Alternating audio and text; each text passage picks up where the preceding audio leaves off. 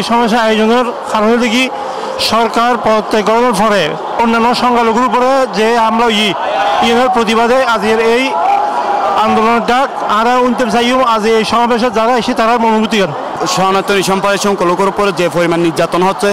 আজ আর এই সমাবেশ আর আয়োজন করছে আর কেন্দ্র পরে হিন্দু সম্প্রদায়ের ওরজন হন নির্যাতন নয় হনজন লুটপাট নয় হনজন চুরি চামারি নয়।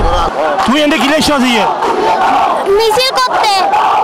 আর এর বিরুদ্ধে এর মনে হয় সবাইকে জানা এই অন্যায় কাজ খুবই দিকৃত কাজিয়েন এটি তার সঙ্গে লোক তার নানা অবশ্যই সম্ভব ব্যাকরণ মিলে নিরাপত্তা প্রদান করা বলবো এরা দাবি করি বাংলাদেশ সবার ধর্ম যার যার দেশটা সবার আমরা কোনো বিভেদ হিংসা এসব চাই না আমাদের দেশে যেহেতু 4 ধর্মের লোক আদিবাসী সবাই বসবাস করে তাই বাংলাদেশটা আমাদের সবার আর বাংলাদেশ বেগুনর এই দেশে স্বাধীন গুজরাট সনাতন ধর্মাবলী হিন্দু মুসলিম বৌদ্ধ খ্রিস্টান বেগুন লাই আর সাথে বেগুন একসাথে থাকবে মিলেমিশে বসবাস করব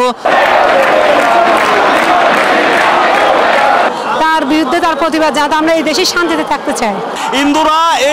এই দেশে জন্মগ্রহণ করছে এটাই আমাদের মাতৃভূমি আমরা দুর্বল এটাই আমাদের কোনো অপরাধ নেই আমাদের একটাই অপরাধ আমরা দুর্বল।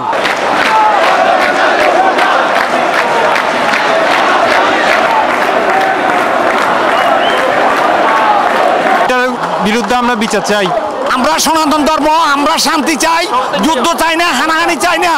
আমরা চাই বাঁচার মতো বাঁচতে আমরা আমার বাবা বাংলাদেশি আমার মা বাংলাদেশি আমরা কেন এই দেশ থেকে চলে যাব আমরা দেশে শান্তি চাই।